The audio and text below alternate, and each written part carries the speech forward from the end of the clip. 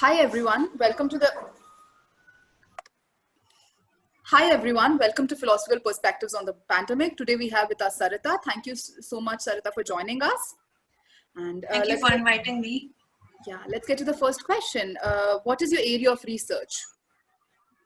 I think while the broader area of my research is philosophy of mind, my research is focused on studying the quantum approach to consciousness studies.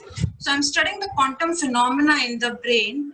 So I'm trying to see if it can answer the question of related to the nature and origin of consciousness. So this is what my research is focused on.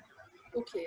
Would you like to tell us a bit more about your research? We would love to hear it if you feel up to it. Yeah, right. There are many thinkers that have proposed that the quantum realm may hold some key insights that we can gain to know the nature of consciousness. And the most prominent being Hemroff and Penrose. So quantum theory of mind, which is I'm studying right now, is one of the most prominent theory that has emerged in response to the question of nature of consciousness, related to the puzzle of consciousness. So I think my research is more about studying, is limited to and focused on this area of consciousness studies, which is quantum theory of mind. Okay. That sounds really interesting. Let's get to the pandemic-related session of our conversation. Has philosophy helped you during the pandemic in any way? If yes, then could you tell us a bit more about that?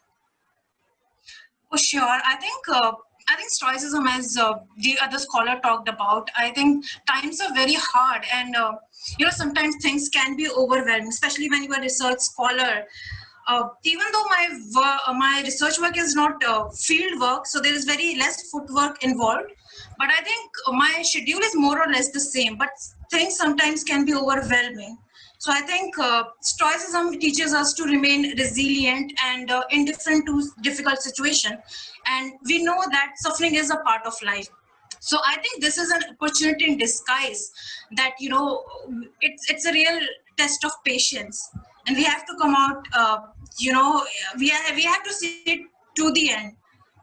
We have to go to the end of the tunnel, and I think philosophy in that way is really helpful. It keeps you motivated. It keeps your spirit up, and whenever you are feeling overwhelmed, you can just sit back and reflect. So I think reflection is also something that philosophy helps us with. So I think this is what philosophy has helped me as a research scholar. Okay, that's great. So the next question is, can we relate your research in some way to the pandemic and the situation? If yes, then could you tell us a bit more about that? Yeah, I think we cannot give any positive outlook to this global pandemic, because we cannot say whatever happens for good, because these are really tough and trying times. But I think there are two key methods, which is adapting to the situation. So for us, it is the global pandemic, and improvising accordingly. So I think adapting to the situation and improvising, I think this is the two key methods which are at our disposal, that we can really adopt to lead a proactive life. And I think that's it.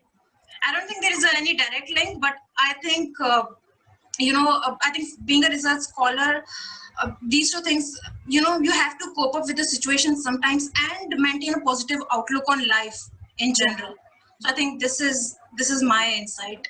That's a really fascinating connection, Sarita. Thank you so much for joining us today. We've had a really great time with you. Thank you so much for inviting me.